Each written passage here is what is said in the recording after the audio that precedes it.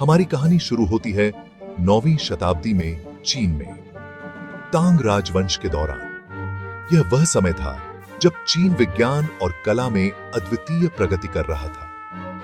कीमियागर अमृता का अमृत खोजने की कोशिश में एक ऐसे मिश्रण तक पहुंच गए जो बहुत जल्दी आग पकड़ सकता था। यह खोज एक संयोग था, लेकिन इसके परिणाम दूरगामी थे। उन्होंने गंधक, लकड़ी का कोयला और शोरा, जिसे पोटेशियम नाइट्रेट भी कहते हैं, कुप्पम मिकीदा मिलाया। इस मिश्रण ने एक विस्फोटक पदार्थ का निर्माण किया जिसे हम आज बारूद के नाम से जानते हैं। इस अचानक हुई खोज बारूद ने इतिहास की दिशा ही बदल दी। यह एक ऐसा आविष्कार था जिसने युद्ध और शांति दोनों में महत्वपूर्ण भूमिका निभाई। बारूद के विनाशकारी होने की संभावना तुरंत समझ नहीं आई। प्रारंभ में विद्वान और वैज्ञानिक इसके गुणों को समझने की कोशिश कर रहे थे। शुरुआती प्रयोग इसके औषधीय गुणों पर केंद्रित थे। इसे विभिन्न बीमारियों के इलाज के लिए इस्तेमाल किया गया, लेकिन इसके परिणाम सीमित थे। हालांकि बहुत समय नहीं बीता और इसकी असली शक्ति सामने आ गई। जल्द ही इसे हथियारों में इस्तेमाल किया जाने लगा। बारूद का सबसे पहला दर्ज उपयोग आतिशबाजी में हुआ था। यह एक मनोरंजक और सुरक्षित तरीका था इसके गुणों को प्रदर्शित करने का। प्रकाश और ध्वनि के ये चमकदार प्रदर्शन पूरे चीन में जल्दी ही लोकप्रिय हो गए। त्योहारों और समारोहों में इनका उपयोग आम हो गया। उन्होंने त्योहारों और समारोहों में एक नया आयाम जोड़ा। आतिशबाजी ने उत्सवों को और भी रंगीन और जीवंत बना दिया। हालांकि बारूद का उपयोग केवल मनोरंजन तक ही सीमित नहीं रहा। जल्द ही इसे युद्ध में भी इस्तेमाल किया जाने लगा, जिससे युद्ध की रणनीतियों में क्रांतिकारी बदलाव आया। बारूद की सैन्य क्षमता का जल्द ही एहसास हो गया। इसका उपयोग युद्ध में एक निर्णायक कारक के रूप में देखा जाने लगा। 10वीं शताब्दी तक चीनी लोग बारूद से भरी नलियों को तीरों से जोड़ रहे थे। ये तीर न केवल दुश्मनों को डराने के लिए थे, बल्कि उन्हें गंभीर नुकसान पहुंचाने के लिए भी थे। ये आग वाले तीर शुरुआती आग लगाने वाले हथियार थे। इनका उपयोग दुश्मन के शिविरों और किलेबंदी को जलाने के लिए किया जाता था। उन्होंने दुश्मनों को डरा दिया और किलेबंदी में आग लगा दी। इसने युद्ध की रणनीतियों में एक नया आयाम जोड़ा। इसके बाद आग भाले का आविष्कार हुआ। यह एक महत्वपूर्ण प्रगति थी। यह बारूद और प्रोजेक्टाइल से भरी एक बांस या धातु की नली थी। नहीं, दुश्मनों पर दूर से हमला करना संभव बना दिया। यह पहली वास्तविक आग्नेयास्त्रों का पूर्ववर्ती था। इसने भविष्य के हथियारों के विकास की नींव रखी। ये शुरुआती बारूद हथियार तेजी से पश्चिम की ओर फैल गए। विभिन्न संस्कृतियों ने इन्हें अपनाया और अपने तरीके से विकसित किया। वे 13वीं शताब्दी तक मध्य पूर्व और यूरोप पहुंच चुके थे। इसने युद्ध की तकनीकों में क्रांति ला दी। यूरोप में बारूद के आगमन ने युद्ध में एक महत्वपूर्ण मोड़ ला दिया। यह एक नई युग की शुरुआत थी। महल और किलेबंदी, जो कभी अभेद्य थे, अब कमजोर हो गए। बारूद ने उनकी सुरक्षा को चुनौती दी। बारूद का युग शुरू हो चुका था। यह एक ऐसा युग था जिसने युद्ध की परिभाषा को हमेशा के लिए बदल दिया। 14वीं शताब्दी में पहली वास्तविक आग्नेयास्त्रों का उदय हुआ। हैंड तोपें। ये हथियार युद्ध के मैदान में एक नई शक्ति लेकर आए। ये छोटी, हाथ में पकड़ने वाली तोपें थीं जो प्रोजेक्टाइल दागती थीं। इनका उपयोग करना अपेक्षाकृत आसान था और इन्हें सैनिकों द्वारा आसानी से ले जाया जा सकता था। वे डिजाइन में सरल थे, जिसमें पीछे की तरफ एक टच होल वाली धातु की नली होती थी। इस सरलता ने उन्हें व्यापक रूप से अपनाने में मदद की। टच होल में बारूद डाला जाता था और आग लगाई जाती थी। यह प्रक्रिया थोड़ी समय लेने वाली थी, लेकिन इसके परिणाम घातक हो सकते थे। इसने एक प्रक्षेप्य को आगे बढ़ाया, जो अक्सर एक पत्थर या धातु की गेंद होती थी, लक्ष्य की ओर। यह प्रक्षेप्य दुश्मन की पंक्तियों में भारी तबाही मचा सकता था। जबकि अल्प विकसित हैंड तोपें शक्तिशाली थीं। उनकी शक्ति ने उन्हें युद्ध में एक महत्वपूर्ण हथियार बना दिया। वे करीब सीमा पर महत्वपूर्ण नुकसान पहुंचा सकते थे। उनकी मारक क्षमता ने दुश्मन के सैनिकों में भय पैदा कर दिया।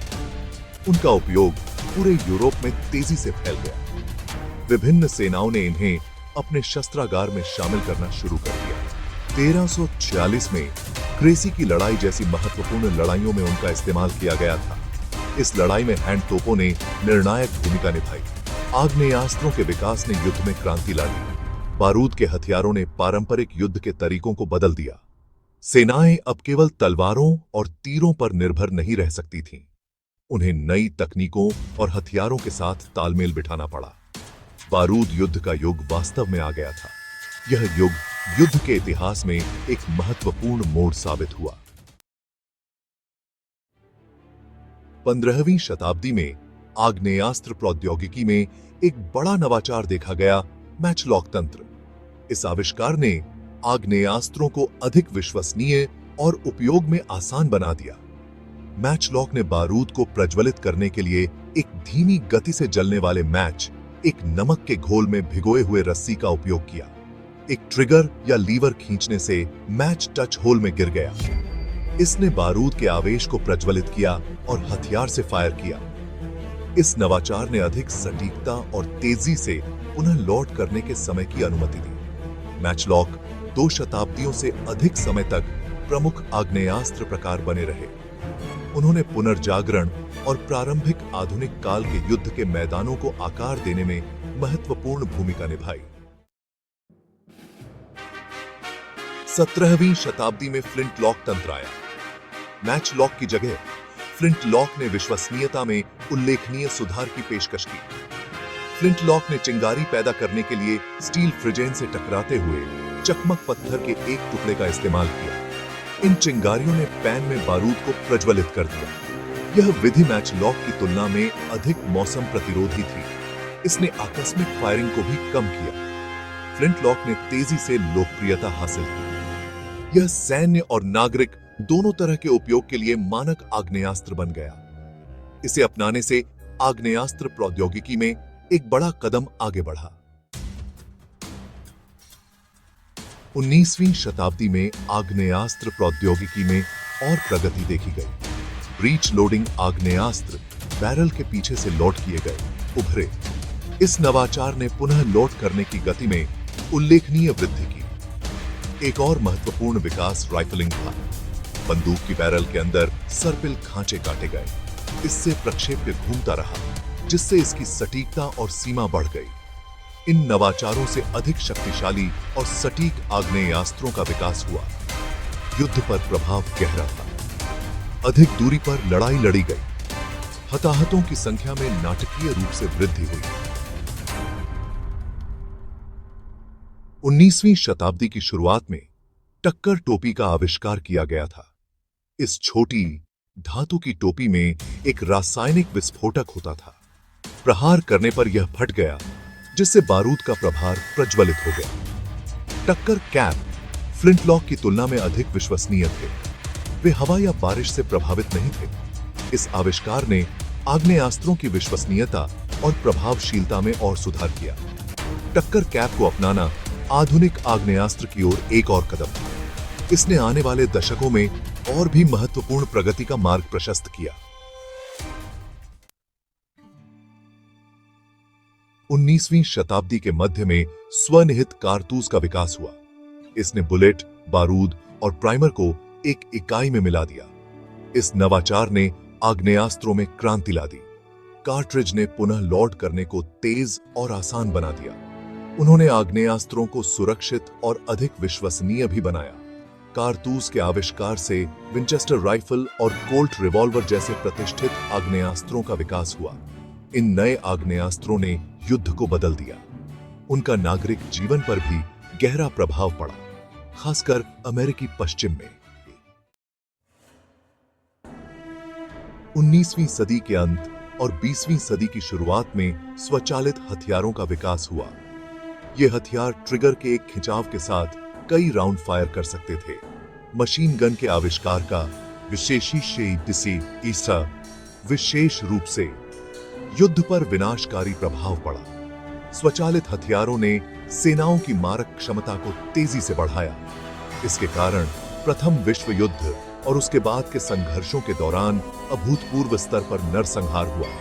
स्वचालित हथियारों के विकास ने सैन्य इतिहास में एक महत्वपूर्ण मोड़ ला दिया। इसने औद्योगिक युद्ध के युग की शुरुआत की। प्राचीन चीन में अपनी विनम्र शुरुआत से आग्नेयास्त्र नाटकीय रूप से विकसित हुए हैं। उन्होंने इतिहास के पाठ्यक्रम को आकार दिया है और आज भी समाज पर गहरा प्रभाव डाल रहे हैं। बारूद, आकस्मिक खोज जिसने यह सब शुरू किया, ने हमारी दुनिया पर एक अमिट छाप छोड़ी है। आग्नेयास्त्रों का विकास मानव सरलता का प्रमाण है। यह नवाचार और विनाश के लिए हमारी क्षमता की कठोर याद दिलाता है। आग्नेयास्त्रों को लेकर बहस आज भी जारी है। यह प्रौद्योगिकी, समाज और सुरक्षा और शक्ति की स्थायी खोज के बीच जटिल संबंध को रेखांकित करता है।